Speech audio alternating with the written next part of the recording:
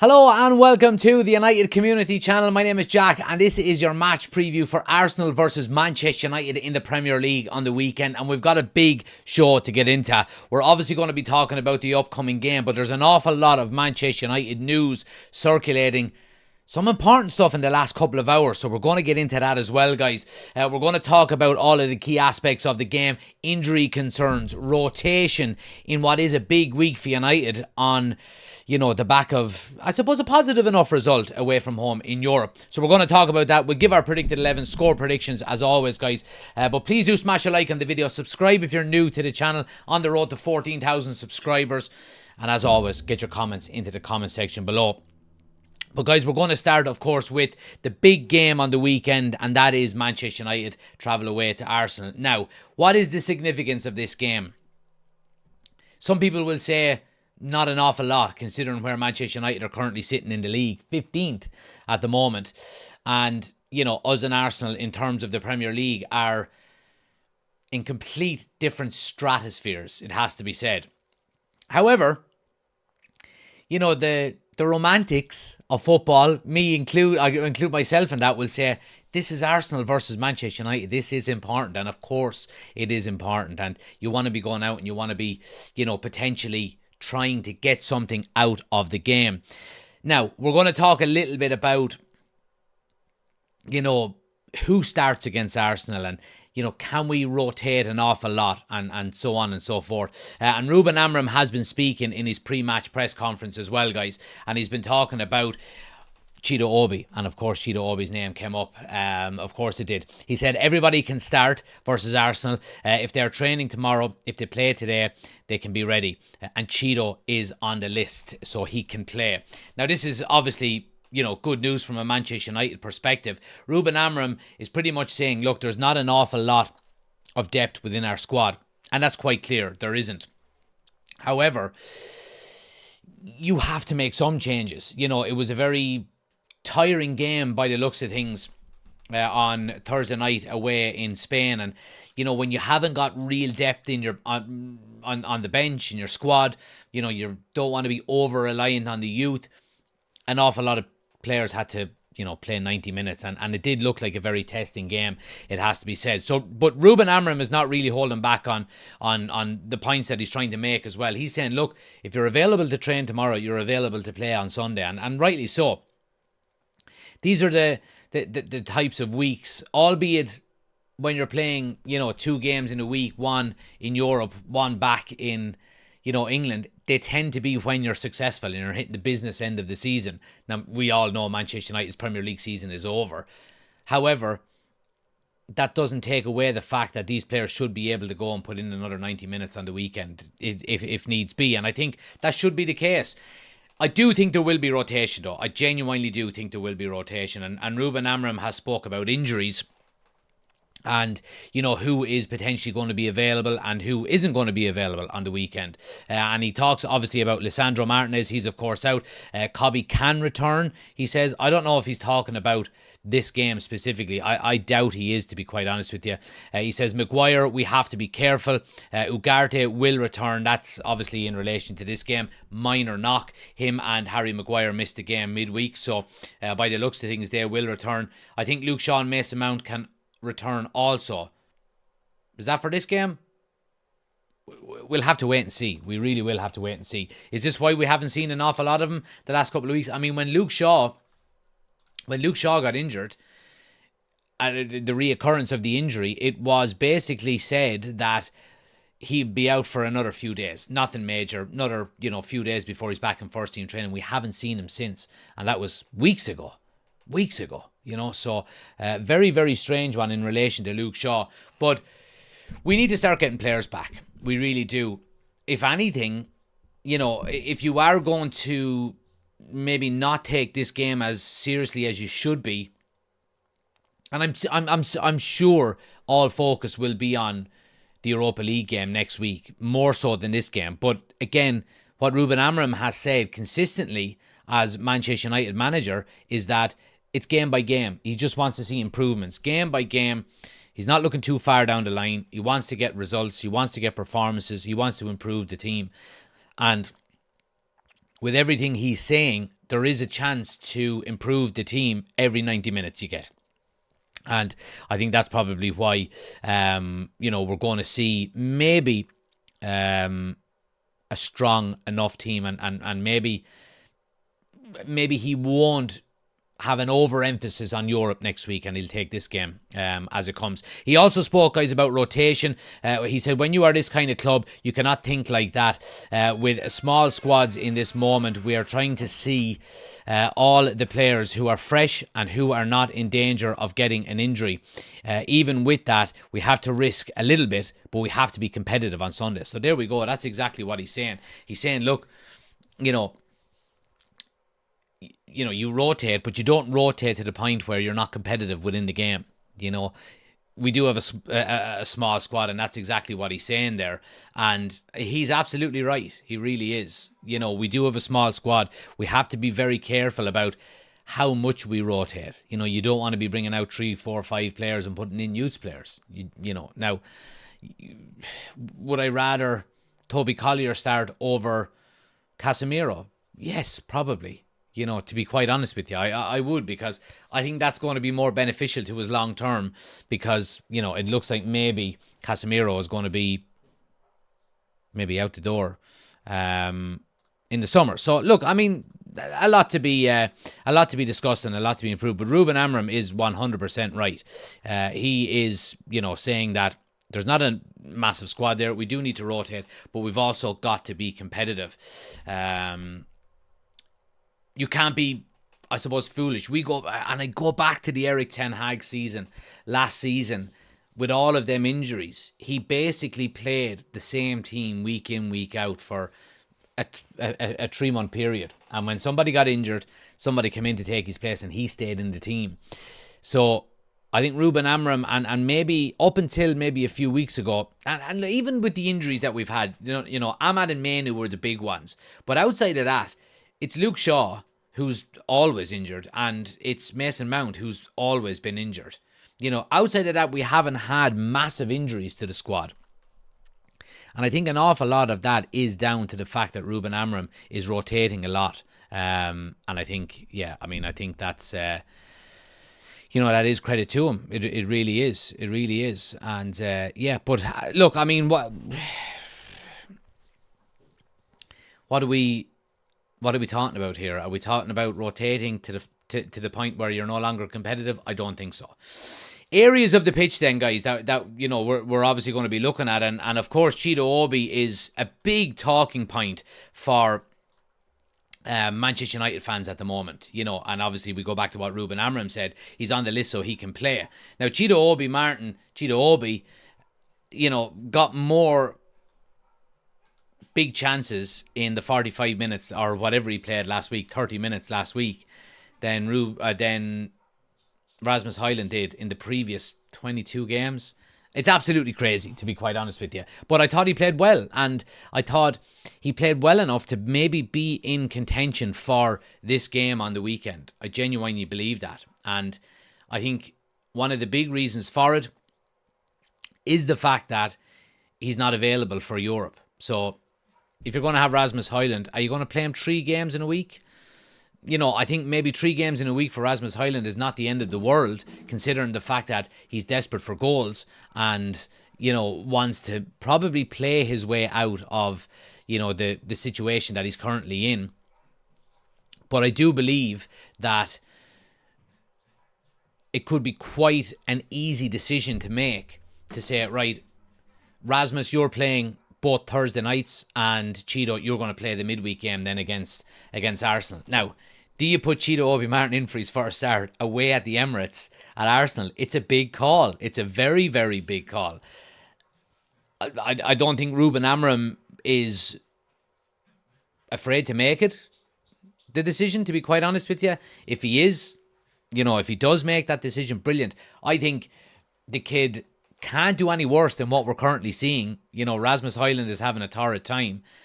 And, you do, of course, want him to, not stay in this slump a second more than he has to. But, yeah, I mean, the chances are he goes into a game against Arsenal, against, two of the best central defenders in the league. And, if he's not scoring goals against Real Sociedad, if he's not scoring goals against Ipswich, if he's not scoring goals against Fulham, what is going to lead you to believe that Rasmus Højlund will do it against Arsenal?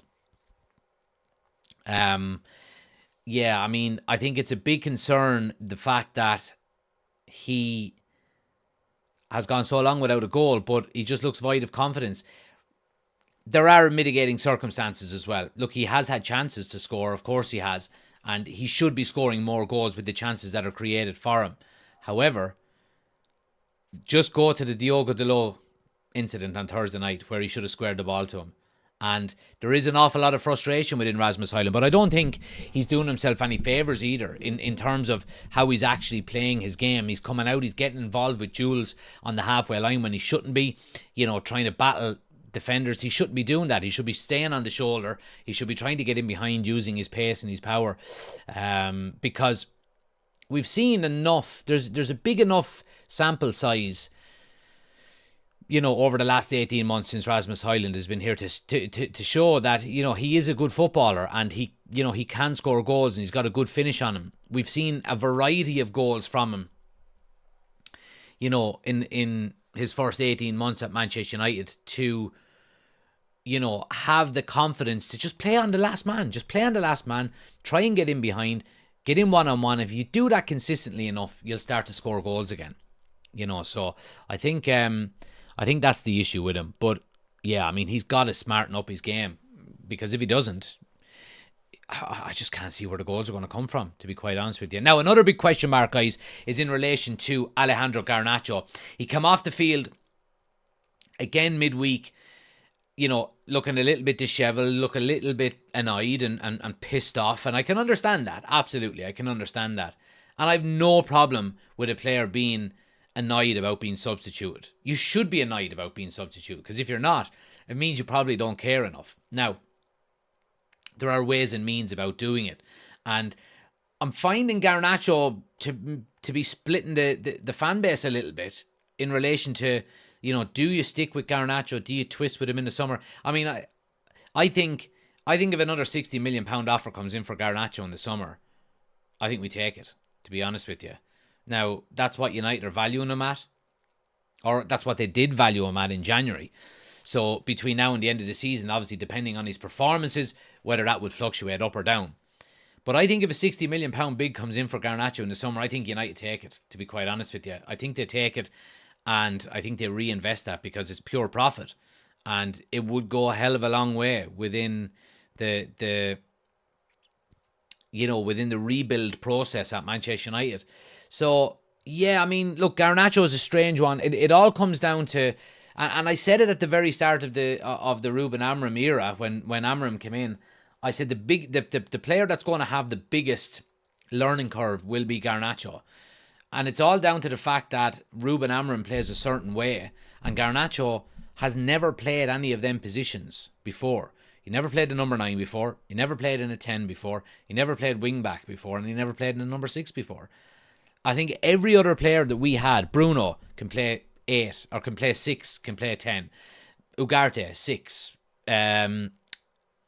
Xerxes, 10. Højlund, 9. Ahmad can play wing back, can play in the 10. Eriksson, Casemiro, all of these players can play. And I think that's probably another reason why Ruben Amorim, found it easy to move Marcus Rashford on, for a number of different reasons, of course. But he doesn't play any of them positions either. And I think Garnacho, while I do think he's putting his head down and he's trying and he's working hard, absolutely. I mean, we've seen what happened with the Manchester derby. Both him and Rashford are out of the squad. Rashford went one way, Garnacho went the other way. He put his head down, he worked hard, and supposedly Ruben Amorim was impressed with the performances of Garnacho and how well he trained and so on and so forth. But I reiterate the fact, if United get a bid that they deem, to be in line with Garnacho's valuation in the summer, United will take it and they will sell him. I'm convinced with that. Is Garnacho worth 60 million? Probably not. Is he potentially more than a 60 million pound player? Absolutely. But it all comes down to your attitude, your application, your hunger, desire. And yeah, I mean, if he does that, then great. You know what I mean? But I think as it stands, he's still got a long way to go to be, obviously the finished article. Absolutely. Arsenal, on the other hand, guys, obviously, look, Arsenal have had another decent enough season. I still think that it could be a hell of a lot better for them. I think they've left another Premier League title on the table and left it behind. Look, they're obviously in second place at the moment, but they're 13 points off of Liverpool. They've got a game in hand. It's over. The league is already won. Liverpool have got it won. But I do think Arsenal have stumbled their way through another league campaign without really putting up a challenge. Now, look, they had a very good win midweek in the Champions League, 7-1. They beat PSV away from home. I mean, Premier League is a little bit of a little bit checkered at the moment. The last 3 games, drew at Forest, lost to West Ham and beat Leicester. Before that, they lost to Newcastle in the Carabao Cup. But then the game before that, they hammered City 5-1. So they're a little bit up and down. And for that reason, I do think there's an opportunity for Manchester United. It's a slim opportunity, but I don't think by any sense of the word that they're unbeatable. I think the bet of the weekend, Arsenal are struggling to score goals. We just don't score goals. I think the bet of the weekend is, probably under 2.5 goals maybe. But yeah, I mean, I don't see it as being a classic. Let me put it that way. But look, let's get on to our predicted 11. And look, again, like we said, the United starting 11 midweek, there will more than likely be changes to it. Obviously, midweek we had Onana in goal. I don't see that changing, to be honest. I still think Binder is out with injury. Back 3. I think the back 3 worked very well. We had a back 3 against Real Sociedad of Mazraoui, De Ligt and Yoro. And to be honest with you, I've been really impressed with all 3 of them. We know Mazraoui is having a fantastic season. Brilliant signing for £15 million. Just an absolute steal. Lenny Yoro I've been massively impressed with as well. Since he came back from that injury, he's slowly growing into what we know he can be. He's got a long way to go, but I mean, the signs are there. You look at, and I mentioned it in the match reaction on Thursday night, Lenny Yoro is probably 12 to 18 months older than Chido Obi. Chido Obi played a couple of performances now for United. He looks very raw, very rough around the edges. Lenny Yoro is the complete opposite. For being just a year or so older than him, he looks calm, he looks composed, he looks like he knows what he's doing. The pace of his game is up to standard, passes the ball quick, decision making very fast, defending very well, physicality is good. I've been really impressed with him. And Matthias de Ligt, the last, I think throughout the majority of the season has been absolutely fantastic, but over the last maybe 3 or 4 games specifically, he's been absolutely colossal. He really has. I don't see that back 3 changing. Maybe Maguire comes in, depending on, fitness levels. I think probably what we might see is, because Patrick Dorgu is obviously suspended for this game, we might see Mazraoui step back up into the wing-back position, and then you will have to bring in somebody like Maguire. Let's hope Maguire is fit, because I think Maguire goes straight back in to the centre of defence. I'd probably rather have him than Lindelof. Are you going to put somebody like Aidan Heaven in for his first start against Arsenal away from home? It's a big ask, so let's hope Harry Maguire is fit there. Wing-backs, like I said, I think it's going to be Dalot and Mazraoui. Again, I don't see any issues there. I think they're they're all we have, really, to be quite honest with you. So yeah, so they start. The 2 number 6s then, guys. I think Manuel Ugarte probably comes back in depending on fitness, but like we said, Ruben Amorim mentioned that he mentioned already that Manuel Ugarte will be available, mentions it here. Maguire, we have to be careful. Ugarte will return. So, yeah, look, I think Manuel Ugarte comes straight back in against Arsenal. We need his style of football and that type of player in the midfield. Legs, energy, tackles, so on and so forth. So I think he comes back in. And look, it's going to be Bruno to partner him again. I think Bruno's better in that 6, to be quite honest with you. We do lack it maybe a little bit of creativity in the 10 when he's not there as well. But Bruno can't be everywhere. He can't be everywhere. He is carrying us at the moment, to be quite honest with you. But, you know, he is playing in the 6. He's still popping up with them assists and goals over the last few games, and we need that to continue to get anything out of this game on the weekend. The 2 number 10s, then. Look, Joshua Zirkzee is going to start 100%, and it's down to maybe lack of personnel as well, to be honest with you. But I was delighted for him Thursday night getting a goal. He's been playing quite well, to be honest with you, and I will give him, you know, his credit. He has been playing quite well the last few games, and I don't see any reason to take him out. The other number 10, again, it's a flip of a coin between Christian Eriksen and Alejandro Garnacho. I have a feeling he's going to go with Christian Eriksen in this game, and you might all go, oh, gasp, no legs. But I think in the 10, he doesn't need that defensive, leggy side of his game as much. So I think he's going to go for a little bit more control when we do have the ball, and for that reason, we're probably going to see Christian Eriksen, in my opinion. So I think it's going to be Eriksen. And then up front, guys, I'm going to go with Cheeto. I think he's going to give Cheeto the start. I think he will give Cheeto the start. Again, like I said, the fact that he's not involved in Europe, you know, he will be fresh for this game. It'll give Højlund a little bit of pressure off of his shoulders and a little bit of a rest as well. Because, you know, he's been, I won't say spearheading, but he's been... you know, he's been the focal point of our attack for a long time now, you know, doing it on his own pretty much, and, you know, not doing a fantastic job of it. So look, I'm going to go with Cheeto. But look, I mean, I think it's good enough to get a result on the weekend. A draw maybe, if I'm going with a score prediction. Like I said, I think I have a feeling it's going to be a low scoring game. Just simply because, you know, Arsenal don't have a proven goal scorer. I know they scored 7 midweek, but I mean, did you see PSV's defence? I think our defence has been a lot better this season than what PSV showed. So yeah, 1-1 draw is what I'm going with, guys, as a score prediction on the weekend. And yeah, I think I mean, I would love that. I would love that. I really, really would. Okay, so that concludes the match preview side of the draw, or of the video, guys. Let's get into some Manchester United news, and some really, really interesting news coming out around Kobbie Mainoo. Okay, and it's in relation to signing a new contract, and it's not good news. The Guardian are reporting, guys, that Kobbie Mainoo is planning to reject the offer of a new contract at Man United and seek a move abroad. United would be open to selling Mainoo, who is valued at about £70 million, but still believe he could agree to improved terms.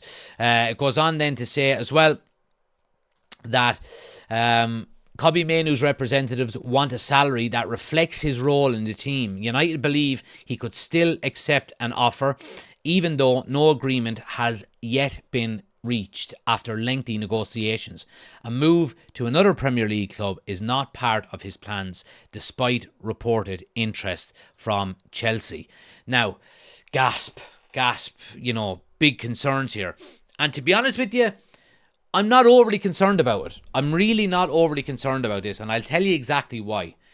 The reason why I'm not overly concerned about it is that if you look at Mainoo's contract, his contract runs up until June 2027, and United have got the option of a further year. Okay? So he's got 3 years left on his deal, on his current deal. I think he's on about... Let me see. What is he on? He's on about 20 grand a week. Now, is he worth more than 20 grand? Yes, I do believe he is. But reports are suggesting that he wants €150,000 a week. He's not getting that, guys. Kobbie Mainoo, as much as I love him and as much as I don't want him to leave, he is not worth 150 grand a week. He's 18, 19 years of age. Is that all he is? It's crazy money for somebody of his age. It really, really is. And I think all of the bargaining power here is in United's court because he's got 3 years left on his deal. We don't have to worry about this for at least another 18 months. And I think United will continue to negotiate with him. And I do think eventually he will sign a new deal with United. And I hope he does. But it won't be on 150 grand a week.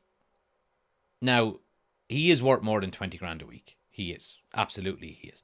But he only recently signed his new contract I think it was about 18 months ago. So he's 18 months into this new contract when he first broke onto the scene. And, it was absolutely fantastic for us. Absolutely was fantastic for us. He deserves a new contract. He does deserve a new contract. He definitely deserves a new contract. But this kind of stuff, about moving abroad, I don't buy it, to be quite honest with you. I just don't buy it. I think United will find an agreement with him, and I think, he will sign a new contract eventually. It'll probably be on maybe 60, 70, 80 grand a week. And I think that will be in tune with what he should be getting at that age and where United are at the moment. And we know how Ineos are strategically planning the future salary scale at Manchester United. They're not going to get too carried away. And I think in the short space of time that they've been in, I think they've scaled the salary budget quite well. I mean, if you look at the players we've signed, we didn't give any of them crazy money. I think De Ligt was probably the biggest name signing. I think he's on about 120 grand a week. I think Manuel Ugarte is something similar. The likes of Joshua Zirkzee is on 50 grand a week. If even. I think he could be on even less. I think he could be on about 30 grand a week. Let me see.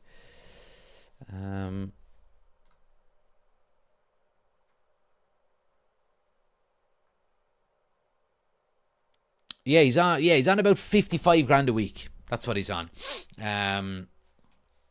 So there you go. I mean, Ineos are not getting too carried away with what they're offering in terms of salary and in terms of wages. And yeah, I think rightly so, to be quite honest with you. I think rightly so. Kobbie Mainoo, I hope you stay. I hope you sign, but you're not going to get 150 grand a week. I'm sorry, man. I really, really am sorry. Yeah, it's not going to be that for you. Right, guys. Before we finish up, want to talk a little bit about the protests that are taking place on Sunday ahead of Manchester United's game against Arsenal. And the 1958 are protesting and they're organising the protest, full sale only protest, and they are meeting at the Tollgate pub at about 3 o'clock. They're heading off to Old Trafford then about 3:15. And look, one of the big questions that a lot of people are saying is, look, if you can't get to the game, what can you do in terms of, maybe an online fan or somebody that's not from Manchester and so on and so forth. And they've been quite clear about this. They've put their statements up and this is what they've said about it. They've said, what can online fans do to support the protest on Sunday? Tweet and share videos, pictures and links of any streams for the protest. Send us your best pics of the protest and we'll share them next week. Show your support on stream and over social media. Tag in all mainstream news outlets, UK and worldwide. Have a look at the Join the Fight package images, which we've obviously got on the screen there as well. This will be a springboard for things to come. All standing in solidarity under one cause, your debt, not ours, the 1958. And absolutely spot on. It's time to really, really, really, really organise and consistently protest against the Glazers. With the debt that's on the club, with the money that's been taken out, with the interest on the repayments, it's crippling us. It really, really is crippling us. And I feel sorry in a way for Ineos because they're coming in now and, they're having to make the tough decisions in terms of letting staff members go and scaling back all over the club. And it's not because, they're money hungry or lurches or, tight. They're doing it because of the decisions made under the Glazers' ownership over the last 20 years.